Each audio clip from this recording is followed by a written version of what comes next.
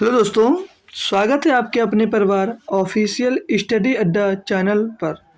हम लोग दोस्त आरआरबी एनटीपीसी के लिए एक्सप्रेस सीरीज जो चलाए हैं दोस्त, उसमें आपको दोस्त मैथ का सॉल्यूशन मतलब मैथ का प्रैक्टिस सेट दोस्त आपको सॉल्व करने को मिलता है। और मैथ चैप्टर वाइज भी दोस्त इसी से मिलती है। और यहाँ पर जीके जीएस की क्लास भी आपको दोस्त दी जाती है। तो जो मैथ का सॉल्यूशन कराया जाता है प्रैक्टिस सेट में, उसमें आपको जो मैथ का तो सॉल्यूशन दिया जाता है, साथ में आपको डीआई भी कराई जाती है, तो आपकी डीआई उसमें आती है। और जो ये प्रैक्टिस सेट होता है, ये प्रैक्टिस सेट आपके प्रीवियस ईयर में जो पेपर हुआ है, मैं वो क्वेश्चन यहाँ पर लेकर आता हूँ। ये नहीं नाम एनटीपीसी का दूँ और उसमें क्वेश्चन लेके आऊँ एसएससी जीडी का, ऐसा नहीं भाई। एनटीपीसी की क्लास होती है तो उसमें एनटीपीसी का ही प्रीवियस ईयर पेपर में सॉल्व करवाता हूँ। ऐसा कुछ नहीं कि है पेपर ये और सॉल्व करवाऊँ मैं दूसरा, ऐसा मेरा काम दोस्त नहीं है। एनटीपीसी को मैं पढ़ा रहा हूँ दोस्त, तो एनटीपीसी के ही सवाल आपको उसमें दोस्त देखने को मिलते हैं। भले ही मैं कम क्वेश्चन कराता हूँ, लेकिन एक क्वेश्चन में इतने कॉन्सेप्ट आपको क्लियर करवा देता हूँ कि उस टाइप से अगर क्वेश्चन मिले तो आपका कभी छूटे ना दोस्त, ठीक है ना। तो आप लोगों को अच्छे से जुड़े रहना है मेरे साथ और अच्छे से अपनी मैथ को दोस्त कंटिन्यू रखना है। मैं अगर कंप्लीट आप लोग मुझसे पढ़ते हो तो आप लोग 25 क्वेश्चन गारंटी के साथ कर आओगे, लेकिन मन लगा के अगर पढ़ते हो तो भाई, ठीक है। तो चलेंगे हम आज के लेक्चर पे। तो जो बच्चा जुड़ गया है वो लोग शेयर कर देंगे एक बार और लाइक भी क्लास को कर देंगे, ठीक है ना भाई। और मैं बता दूं एक इन्फॉर्मेशन और, जो ये मैथ की क्लास आपकी दोस्त चैप्टर वाइज और प्रैक्टिस सेट चलती है। तो मंडे ट्यूसडे और वेडनेसडे चलती है आपके दोस्त प्रैक्टिस सेट, और थर्सडे फ्राइडे और सैटरडे चैप्टर वाइज चलती है। और अगर आप लोग प्रैक्टिस सेट देखना चाह रहे हैं, चैप्टर वाइज देखना चाह रहे हैं, और आप लोग अगर एसएससी जीडी की तैयारी कर रहे हैं, तो उन सभी की जो प्लेलिस्ट दी गई है, उन सभी के प्लेलिस्ट की लिंक आपको डिस्क्रिप्शन में दे दूंगा। वहाँ से आप जिस एग्जाम्स की तैयारी कर रहे हैं या जो कुछ अच्छे से पढ़ना चाह रहे हैं, वहाँ से लिंक पर जाकर तो उसकी प्लेलिस्ट बनी हुई है, उसमें काफ़ी लेक्चर पढ़े हुए हैं, तो आप अपनी मैथ की तैयारी बेहतरीन कर सकते हैं। तो पहला क्वेश्चन हम लोग दोस्त देखेंगे। कल हम लोग इसके दोस्त 11 क्वेश्चन कर लिए थे, सॉरी 10 क्वेश्चन कर लिए थे। तो आज हम लोग 11 नंबर से क्वेश्चन स्टार्ट करेंगे करना, ठीक है। तो क्वेश्चन दिया 4 अंकों की बड़ी से बड़ी पूर्ण वर्ग संख्या क्या है। 4 ऑप्शन दिए गए हैं, कैसे करोगे भैया। तो चलिए कुछ सिखा रहा हूँ। सबसे बड़ी से बड़ी संख्या बोला तो भैया सबसे बड़ी से बड़ी संख्या यहाँ पर 9 होगी,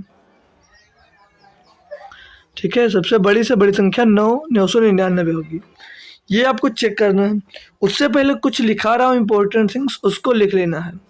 1 का स्क्वायर 1, 2 का स्क्वायर 4, यूनिट डिजिट 4, 3 का स्क्वायर 9, यूनिट डिजिट 9, 4 का स्क्वायर लिख लें ऐसे पहले, 5 का स्क्वायर, 6 का स्क्वायर, 7 का स्क्वायर, 8 का स्क्वायर, 9 का स्क्वायर और 10 का स्क्वायर।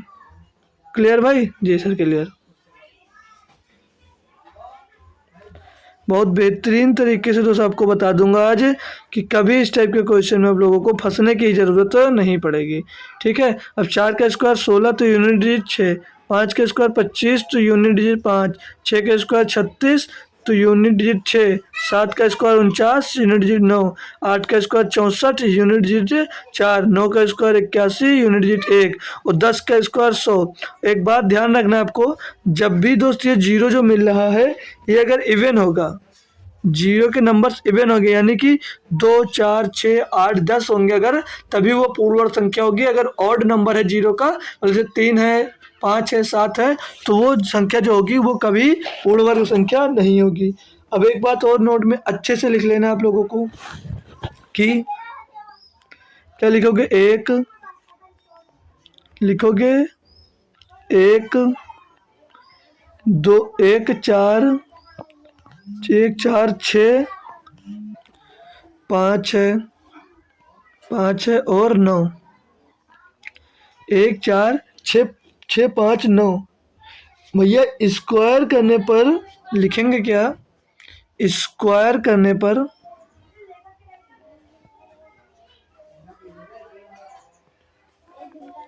स्क्वायर करने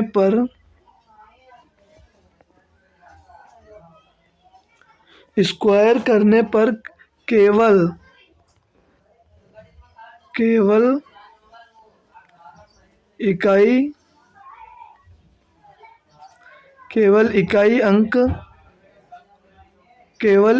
अंक यही सब मिलेंगे।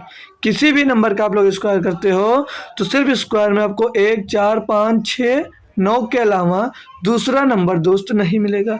और भैया दूसरा नंबर दोस्त नहीं मिलेगा। और कौन कौन सी संख्या, जैसे एक संख्या होगी 2, 3, 2, 3, 7 और 8, तो हम वह हमेशा 100% गारंटी के साथ कभी पूर्ण वर्ग संख्या नहीं हो सकती। जिसके पीछे 2, 3, 7, 8 होगा वो संख्या कभी वर्ग ही नहीं होगी और कभी भी दोस्तों वह पूर्ण वर्ग संख्या तो नहीं होगी। तो वह ये लिख लीजिए, तो वह हमेशा 100% लिख लीजिए, 100% गारंटी के साथ 100% पूर्ण वर्ग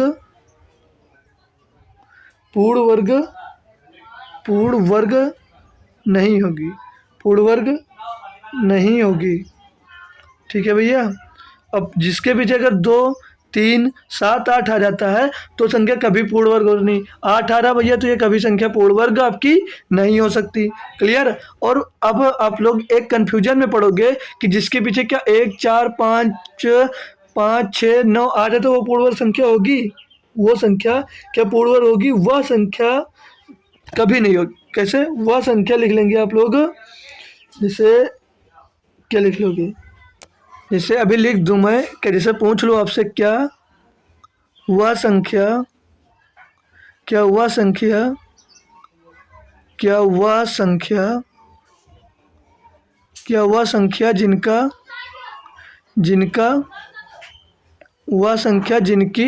जिनकी या जिनका यूनिट डिजिट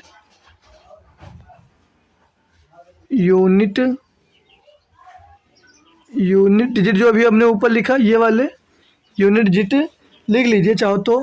1, 4, 5, 6, 9, 6 है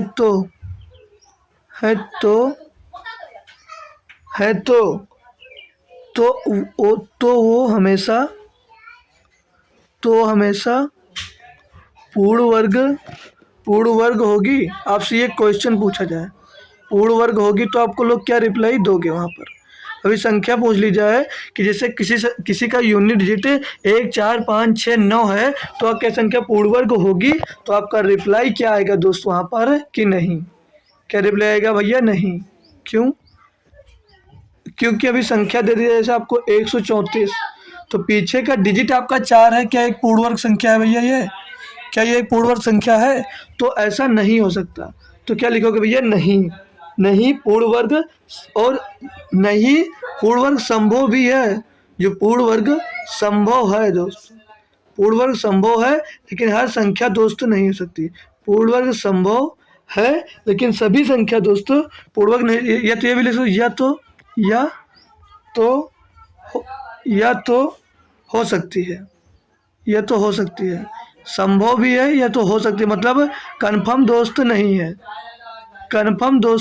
है। क्लियर भाई? ये बात आपको थोड़ा सा ध्यान में रखना। अब आप लोग सोच रहे होगे सर जी हमको फालतू का कॉन्सेप्ट पढ़ा रहे हैं, हम लोगों ने 2 सेकंड में इसका आंसर 98 दे दिया होगा। भाई दे सकते हो, लेकिन जो मैं ये कॉन्सेप्ट आपको सिखाया हूँ इससे दोस्त आप काफ़ी क्वेश्चन दोस्त कर सकते हो। तो अब आइए दोस्तों, अब जो हमने कॉन्सेप्ट सीख लिया, अब यहाँ पर आप लोग उसके बाद कौन सी बड़ी संख्या आती है? इसके बाद आती है 9801। तो 9801 जो होती है भैया ये 99 का स्क्वायर होती है। तो आपने यहाँ पर 99 का स्क्वायर दिया तो भैया सबसे बड़ी संख्या ये हो सकती है। अब आप लोगों को कन्फ्यूजन होगा 999, भैया 999 किसी की वर्ग होता ही नहीं है। अब जो 0 वाला बचा तो ये आप लोगों के मन में आ रहा होगा किसका स्क्वायर? किसी का स्क्वायर हो सकता है? नहीं होगा।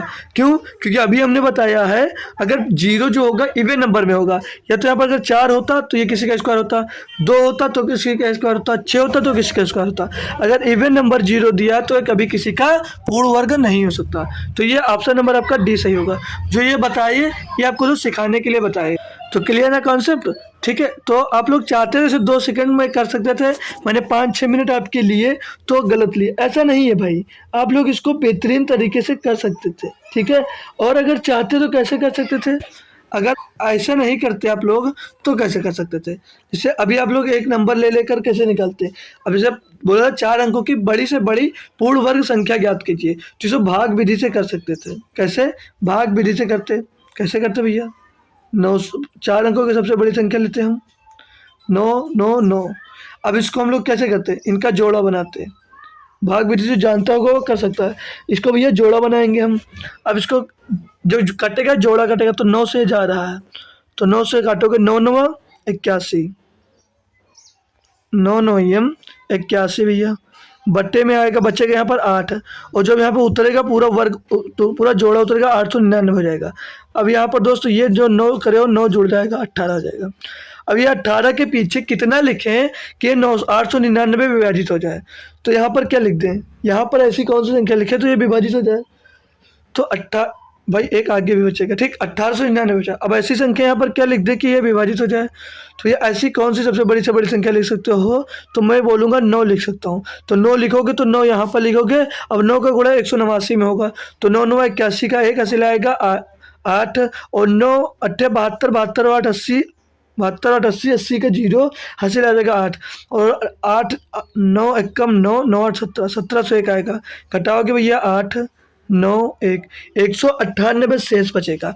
अब मैं बोलूँगा आप लोग अगर इसमें घटा देते हो 198, तो आपको पता चल जाएगा कि कौन सी संख्या ऐसी होगी जो पूर्ण वर्ग बन सकती है। घटाओगे भैया, पीछे 1 पीछे 0, फिर 0, 9 में 1 गया 8, और आगे 9 का 9 उतर आएगा, तो 98 101 एक ऐसी वो संख्या हो जाएगी जो पूर्ण वर्ग विभाजित हो जाएगी। ये क्वेश्चन कैसे बन सकता है? तो ये क्वेश्चन आपसे बन जाएगा 4 अंकों की बड़ी से बड़ी संख्या क्या, बड़ी से बड़ी संख्या में क्या घटाया जाए जिससे पूर्ण वर्ग बन जाए। जैसे पूछ लिया जाए 4 अंकों की 4 अंकों की 4 अंकों की बड़ी से बड़ी 4 अंकों की बड़ी से बड़ी बड़ी से बड़ी बड़ी से बड़ी संख्या में बड़ी से बड़ी संख्या में से बड़ी से बड़ी संख्या में से बड़ी से बड़ी संख्या में से क्या घटाया जाए, क्या घटाया जाए, क्या घटाया जाए, क्या घटाया जाए जिसे जिससे पूर्ण वर्ग जिससे पूर्ण वर्ग बन जाए, पूर्ण वर्ग बन जाए। तो भैया आप लोग ऐसे करोगे जैसे हमने किया, तो आप लोग ऐसे करोगे भैया। तो भाई इस क्वेश्चन को आप इससे भी कर सकते थे, ठीक है। चलो आगे चलते हैं।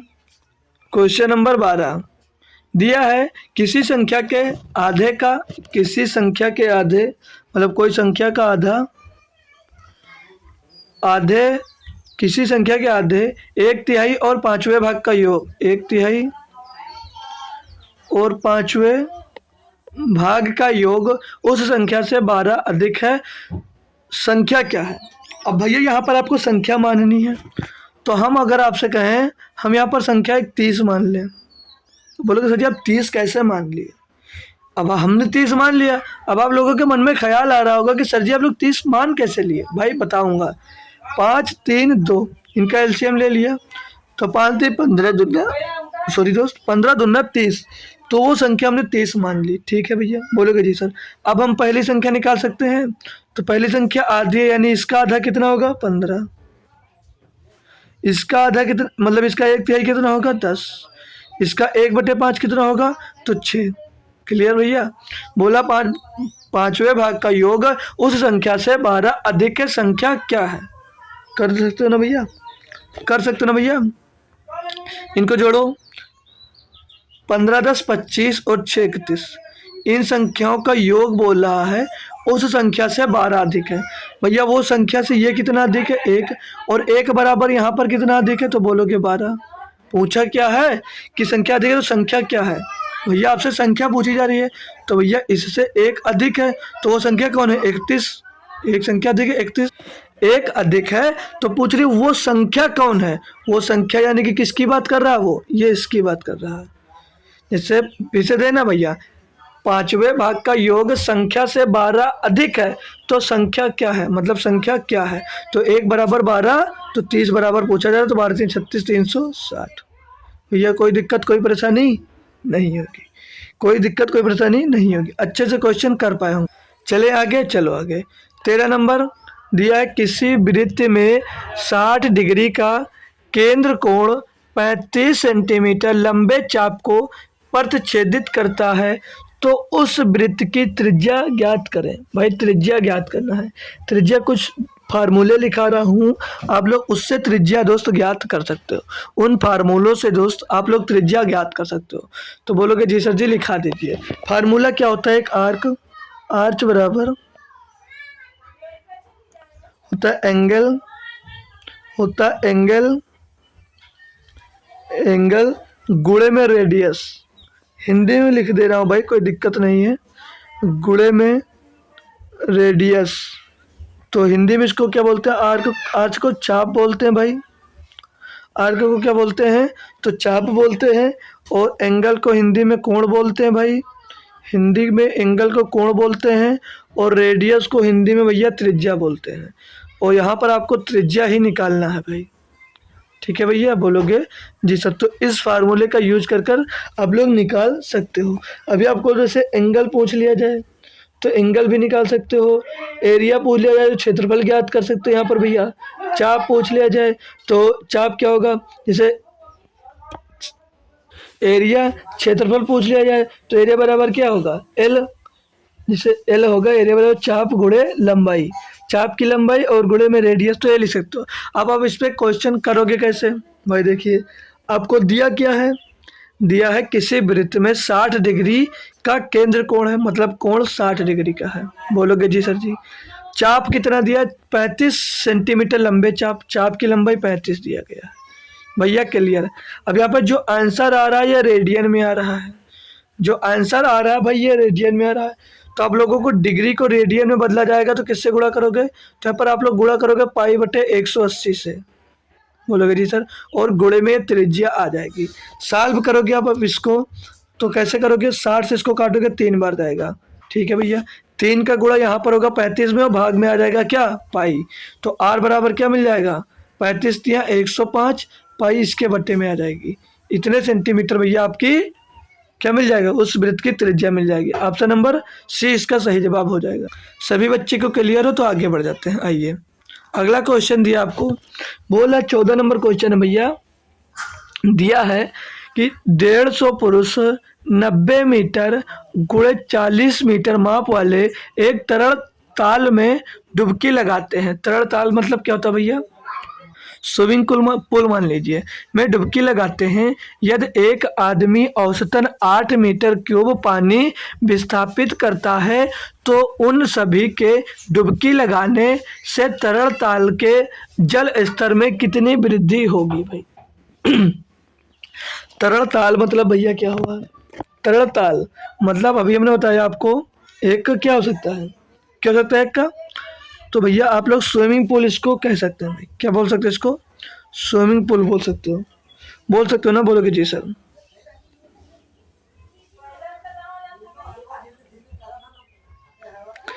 ये क्या हो सकता है भाई,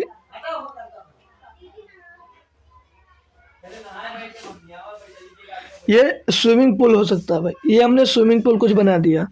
बोल रहा है जिसकी भैया माप जो है 90 गुणे 40 है, मतलब इसकी लंबाई 90 और चौड़ाई 40 है। यहाँ तक कंफर्म भैया, कोई दिक्कत नहीं है भाई। पूछ रहा है कि यदि एक आदमी औसतन 8 मीटर क्यूब पानी विस्थापित करता है, मतलब कि जैसे आप लोग एक बाल्टी में डुबकी लगाते हो, या छोड़िए, आप लोग एक बॉल है, बॉल को आप लोग बाल्टी में डालते हो तो उसमें से कुछ पानी बाहर निकल आता है, मतलब जितना बॉल का आयतन होता होगा उतना पानी आपका दोस्त बाहर निकल आएगा। उसी तरह बता रहा है कि एक आदमी जो है भैया वो 8 मीटर क्यूब पानी विस्थापित करता है, मतलब इसमें जब एक आदमी डुबकी लगाता है आपका, मतलब इसके अंदर जाता है, मान लीजिए ये 150 आदमी जो खड़े हुए हैं, 150 आदमी, ये आपके ये ऐसे झुपुक झुपुक झुपुक झुपुक 150 आदमी खड़े हुए हैं। ठीक है भैया, बोलोगे जी सर। तो एक आदमी जब इसके अंदर डुबकी लगाता है तो 8 मीटर क्यूब पानी विस्थापित करता है, तो मतलब 150 आदमी पानी कितना विस्थापित करेंगे, तो 150 गुणे 8 मीटर क्यूब, मतलब कि इतना पानी भैया विस्थापित करेंगे। बराबर में भैया उसकी क्या है दोस्त, वो ज्ञात क्या करना बोल रहा है, डुबकी लगाने से तरल तरल ताल के जल स्तर में कितनी वृद्धि होगी भैया। 90 इसकी हाइट जो दी गई है, मतलब चौड़ाई लंबा चौड़ा क्या है, 90 गुणे 40, तो हाइट निकालना है, यानी कि पानी कितना बाहर निकलेगा, तो हाइट हमें यहाँ पर ज्ञात करना है। तो इसको सॉल्व कैसे कर सकते हो भैया, इसको सॉल्व कर लीजिए यहाँ से। तो ये 1 0 से 1 0 आपका कैंसिल हो जाएगा, 8 से काटोगे 5 बार जाएगा, 5 से इसको काटोगे 3 बार जाएगा, 3 से इसको काटोगे 3 बार जाएगा। अब भैया एच इधर बचा, इधर कुछ नहीं बचा, तो 1/एच बराबर क्या आ जाएगा, 1/3, एच बराबर 1/3 आ जाएगा भैया। एच बराबर 1/3 क्या आएगा, ये मीटर में आएगा। आंसर सभी आपको सेंटीमीटर में दिए गए हैं, तो सेंटीमीटर में दिए गए, तो सेंटीमीटर में बनाने के लिए इसमें 100 का आप लोग गुणा करोगे तो 100/3 हो जाएगा, और 100/3 का मतलब क्या होता है, 33.33 सेंटीमीटर, 33.33 सेंटीमीटर, यानी कि ऑप्शन नंबर आपका एक एकदम से सही जवाब हो जाता है भैया। कोई दिक्कत कोई परेशानी यहाँ पर किसी बच्चे को दोस्त नहीं दी गई, किसी बच्चे को कोई दिक्कत कोई परेशानी नहीं होगी, अच्छी बात है भैया। चलेंगे अगले क्वेश्चन की ओर। क्वेश्चन नंबर 15 दिया है, 3 क्रमागत चौराहों पर लगी यातायात बत्तियां क्रमशः प्रत्येक 35 सेकंड और 42 सेकंड और 90 सेकंड के बाद बदलती हैं। यदि ये बत्तियां 8 बजे एक साथ जलाई जाती हैं तो ये पुनः कितने समय के बाद बदलेंगी, ये याद करना भैया। मैंने आपको बताया था किसी भी वर्गाकार वृत्त का भैया कोई कुछ स्टूडेंट इतने सेकंड पे यात्रा पूरी करते हैं, ये दे दिया जाए भैया। अभी बताया था कोई बत्तियों पर एक ही समय पर बत्तियां जलती हैं, घंटी दे दिया जाए कि स्कूल की इतनी देर में बजती हैं, ये सब दे दिया जाए तो आप लोग हमेशा उसमें क्या निकालोगे, एलसीएम। ठीक है भैया। तो जैसे 35 दिया गया है, 35 सेकंड बाद, 42 सेकंड बाद और 90 सेकंड बाद दिया गया है, तो मैं आपको क्या बताऊंगा, इन सभी का आपको एलसीएम निकालना है। तो चाहो कुछ कॉमन लेकर कर सकते हो और चाहो इनको तो बेसिक से कर सकते हो। 5 से जैसे सभी नंबर कट रहे हैं तो 5 से 35, ये 42 नहीं कट रहा उतार लोगे, और ये 90 कट रहा 18 बार, 3 से काटोगे भैया, 3 से काटोगे 7 आ जाएगा, 3 एक नंबर 3, 3 चौक 12 और ये 3 छक 18, फिर 3 से काटोगे एक बार भैया तो ये 7, ये 14 और ये 2 हो जाएगा। फिर से भैया 2 से काटोगे आप लोग तो 7 7 और 2 1 मिल जाएगा, तो क्या मिल जाएगा, 5 से 15, 15 या 45, 45 दूना 90, 90 और यहाँ पर ये 1 बचा भाई, ठीक है, 90 और ये 7 से एक बार कर जाएगा तो 9 से 63, यानी कि जब दोबारा जलेंगी कब, तो ये 960 सेकंड में दोस्त जलेंगी, 960 सेकंड में जलेंगे। सेकंड में क्यों आया, क्योंकि सभी वैल्यूज आपको सेकंड में दी गई थी, इसलिए भैया वो सेकंड में आया है। तब कितने मिनट, मतलब कितने सेकंड बाद जलेंगी, तो इतने सेकंड बाद जलेंगी। यहाँ पर मिनट में भी दिया गया है, तो आप लोग इसको भैया 60 से विभाजित कर देंगे, 60 से विभाजित करोगे भैया 0 से 0 कैंसिल हो जाएगा, तो 6 का नम 6, यानी कि यहाँ पर 6 धामा 60, तो 60 बार जाएगा, 10 मिनट 3 पीछे मिल जाएगा, यानी कि 10 मिनट 30 सेकंड बाद भैया ये दोबारा जलेंगी। ऑप्शन नंबर डी आपका सही जवाब हो जाता है। समझ में आ गया ना भैया, अगर क्वेश्चन कोई दिक्कत नहीं होगी। चलिए आगे आ जाइए। क्वेश्चन नंबर 16 दिया गया है, 20 प्रेक्षणों का प्रसरण वेरिएंस 5 है, यदि प्रत्येक प्रेक्षण को 2 से गुणा कर दिया जाए तो प्राप्त प्रेक्षणों का प्रसरण ज्ञात कीजिए। भाई काफ़ी स्टूडेंट यहाँ पर होंगे जो इसे कभी पढ़े भी नहीं होंगे, काफ़ी स्टूडेंट होंगे जो कभी इसको पढ़े भी नहीं होंगे, तो कैसे कर सकते हो मतलब भाई आपको जो यहाँ पर प्रेक्षण दिया गया है, ये जो 5 दिया गया है, ये किसकी वैल्यू है? सिग्मा स्क्वायर की वैल्यू है। सिग्मा स्क्वायर को बोलते क्या है? प्रसरण। ये प्रसरण की वैल्यू जो आपको दी गई है, ठीक है, इसको प्रसरण बोलते हैं। इसके बराबर में भैया क्या दिया है? 5 दिया गया है। बोला यदि प्रेक्षण को 2 से गुणा कर दिया जाए तो प्राप्त प्रेक्षण का प्रसरण ज्ञात करना है। जब इसमें आपको 2 का गुणा करोगे तो क्या मिलेगा?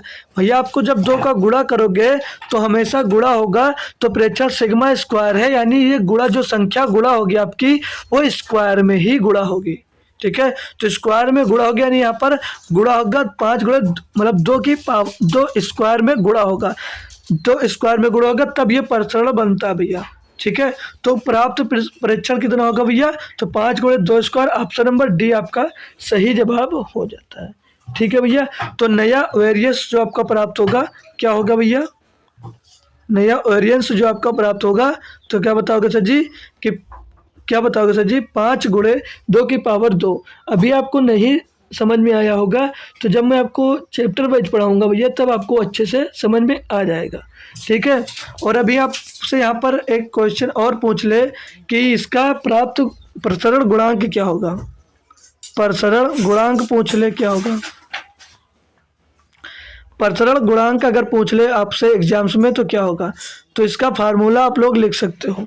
प्रसरण गुणांक का मतलब भैया एस डी अपान एम, एस डी एम अपान एम। एस डी एम अपान क्या होता है भैया? एस डी किसको बोलते हैं? मानक विचलन, मतलब स्टैंडर्ड डिवीजन, स्टैंडर्ड, तो स्टैंडर्ड डेविएशन बोलते हैं किसको? मानक विचलन को। यम, और जो यम होता है उसको मीन बोलते हैं। तो स्टैंडर्ड डेविएशन बटे मीन, और गुणे में दोस्त क्या कर दोगे? गुणे में आप कर दोगे 100।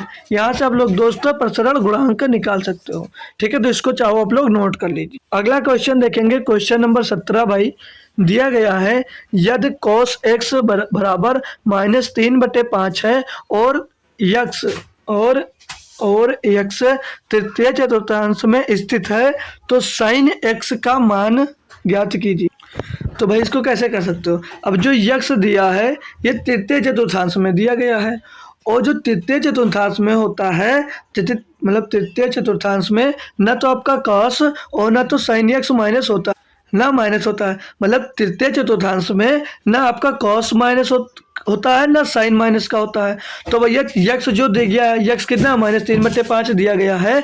तो भैया जो भी उसमें वैल्यू आएगी वो मतलब माइनस की ही आएगी, और माइनस की वैल्यू सिर्फ एक ही दी गई है, तो ऑप्शन नंबर डी आप लोग टिक कर सकते हो। कुछ आगे करना नहीं है आपको, ठीक है। क्वेश्चन नंबर 18 देख लीजिए, दिया है 5,000 रुपये की राशि पर 4% वार्षिक ब्याज की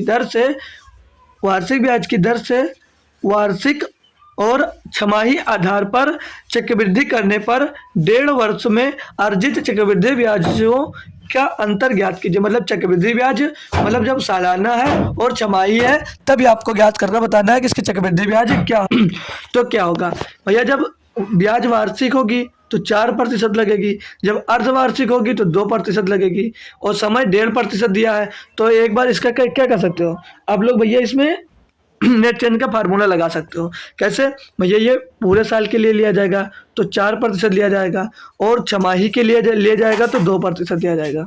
यही तो हुआ भैया, यही तो होगा ना क्वेश्चन में। जब आप लोग छमाही के लिए अगर ले रहे हैं तो इसमें क्या करोगे? 2 बार लो, मतलब एक बार एक साल का 4% लगेगा, दूसरे छमाही में तो 2% लगेगा। तो नेट चेंज लगा सकते हो। कैसे? तो नेट चेंज लगाओगे x प्लस वाई और प्लस एक्स वाई, मतलब गुणा करोगे तो 4 दूनी 8, तो 8/100 लिख लो जी, 8/100, ठीक है भैया। तो इसको जोड़ के 4 2 6 प्लस के 100 से भाग होगा तो 0.8 आ जाएगा। यानी कि क्या आ जाएगा आंसर दोस्तों? इसका सही जवाब आ जाएगा 6.0 भाई। जो यहाँ 800 को भाग दोगे ना तो 2 अंक पे पहले दशमलव लग जाएगा इसके, तो 0.08 होगा, 0.08 होगा। तो इसका कितना प्रतिशत यहाँ पर 6.08% के भैया यहाँ पर आपको क्या मिलेगा? ब्याज मिलेगा। अब जब 2% पे आते हो, मतलब छमाही पे आते हो, तो ब्याज कितना मिलेगा? 2% और 2% और 2 पर था क्योंकि 1.5 वर्ष में भैया छमाही कितनी होंगी, तो आप लोग बोलोगे छमाही सर जी 3 होंगी। ठीक है, छमाही 3 होंगी, तो 2 बार इसमें नेट चेंज लगा सकते हो। पहले साल 2 दूनी 4, 2 प्लस 2 ये X plus Y plus X Y गुणा करो, 2 दूनी 4, 4 को भैया आप लोग 100 से भाग दोगे कितना आ जाएगा 0.04। टोटल इसका कितना आएगा 4.04। ये आ जाएगा आपका 1 साल का, मान लीजिए 2 छमाही की ब्याज आ जाएगा। 1 छमाही का और निकालोगे प्लस का 2 और प्लस का 4.04 4.04 गुणे में भैया 2 और बट्टे में 100। इसको टोटल करोगे भैया तो 4 2 6.04 और वो क्या हो जाएगा, तो देखिए ये साल होकर क्या आ जाएगा 8.08। 8.08 होगा। 100 से जब आप इसको और भाग दोगे तो 2 अंक बाद दशमलव लगा था, तो अब 4 अंक बाद दशमलव लग जाएगा। अब कितने अंक बाद लग जाएगा दशमलव, क्यों घट रहा भैया, ये अब 4 अंक बाद दशमलव लग जाएगा।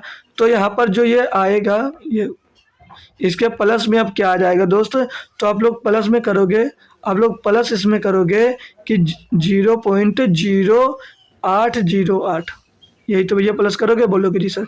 तो अब इससे टोटल ब्याज कितना मिलेगा, तो 6 पॉइंट जोड़ लो इसको, 8 पीछे तो 8 आ जाएगा, फिर एक 0 आ जाएगा, फिर हासिल जोड़ेगा तो 8 4 12 का 2 हासिल आएगा, एक आ जाएगा के। तो अब इससे ब्याज मिला है 6.1208। तो पूछा था इससे अर्जित ब्याज कितना, अंतर ज्ञात करना है। अंतर भैया 6 करता है तो इसका कोई मतलब नहीं है, अंतर ज्ञात करना है आपको टोटल 1208 से और ज्ञात करना ये पॉइंट में, ठीक है, और 0.08 से अंतर आपको ज्ञात करना है। तो निकाल लीजिए, पीछे भैया 8 बचेगा और ये 0 का 0 आ जाएगा, 12 से 8 जाएगा तो 4 बच जाएगा। 0.408 इतना अंतर आ रहा है। तो रुपयों में अंतर पूछा जा रहा है भैया, आप लोग किसका अंतर निकालोगे। अब 5,000 रुपये का कितना अंतर निकाल सकते हो भैया, 0.408 ऐसे अंतर निकाल सकते हो आप। ठीक है भैया, भाग किससे करोगे 100 से, ये अंतर आपको निकालना है भैया। कैसे कर सकते हो, कर भैया आप ऐसे सकते हो, यहाँ से 5,000 भैया ना ये, तो ये 3 0 हट कर जाएंगे और ये पॉइंट आपका हट जाएगा। 5 से इसको काटोगे भैया तो ये 20 बढ़ जाएगा। ठीक है भैया, अब 20 से जब आप लोग 408 को भाग दोगे तो ये 20 दूना 40 हो जाएगा। कितना हो जाएगा, 20 दूना 40 हो जाएगा। बचेगा भैया आपका 8, कटेगा नहीं, एक पॉइंट लगा दोगे, एक पॉइंट लगा दोगे, जब कटेगा नहीं तो आप लोग एक 0 बढ़ाओगे, अब हो जाएगा 80। तो 80 हो जाएगा, काटोगे इसे 20 चौक 80, तो 2.04 रुपये दोस्त का अंतर आ रहा भैया। ये क्वेश्चन आपका बेहतरीन था। अगला क्वेश्चन 19 नंबर दिया है, 5 वर्गों का के परिमाप क्रमशः 24 सेंटीमीटर, 32 सेंटीमीटर और 40 सेंटीमीटर और 76 सेंटीमीटर और 80 सेंटीमीटर है। उस अन्य वर्ग का परिमाप ज्ञात करें जिसका क्षेत्रफल इन वर्गों के क्षेत्रफलों के योग के बराबर है। मैंने आपको सिखा रखा है, पता होगा कि जो परिमाप होता है, मतलब कोई वर्ग है अगर उसका परिमाप 24 है तो यानी कि ये चारों भुजाओं का मान दिया है और वर्ग में चारों भुजाएं बराबर होती हैं, ये बात पता है ना। तो अगर इसका आप लोग से परिमाप निकलवाऊँ मैं कि आप लोग परिमाप पहले निकालिए, इन सभी का परिमाप क्या होगा, तो निकाल सकते हो भैया। वर्ग की 4 भुजा होती हैं और चारों भुजाएं बराबर होती हैं और जो परिमाप होता है वो चारों भुजाओं का योग होता है। तो आप लोग चारों, मतलब आप लोग इसको अगर दोस्तों आप लोग इसको अगर 4 से भाग कर देते हो तो एक परिमाप की वैल्यू निकल आएगी। तो भैया अब मैं बात करूं तो परिमाप निकालूं तो 24 का परिमाप कितना होगा, तो 4 छंग 24, 6 नहीं भाई, एक भुजा 6 की हुई, 6 से आप 4 से इसको विभाजित करेंगे, 4 से आप लोग इसको विभाजित करेंगे तो आपकी भुजा पता चल जाएगी। तो एक परिमाप कितना होगा, तो एक परिमाप जो होगा वो 6 सेंटीमीटर का होगा। इसको 4 से भाग करोगे 4 और 8 32, तो दूसरा परिमाप 8 सेंटीमीटर का होगा। समझ आ रहा है भैया ना, समझ में आ रहा है, कोई दिक्कत तो नहीं हो रही। 4 से इसको भाग करोगे तो इसका परिमाप कितना आएगा, एक भुजा आएगी मतलब 10 सेंटीमीटर की। 4 से भाग करोगे 19 चौक 76, एक भुजा 19 सेंटीमीटर की। इसको भैया भाग करोगे 400 तो एक भुजा इसकी 20 सेंटीमीटर की।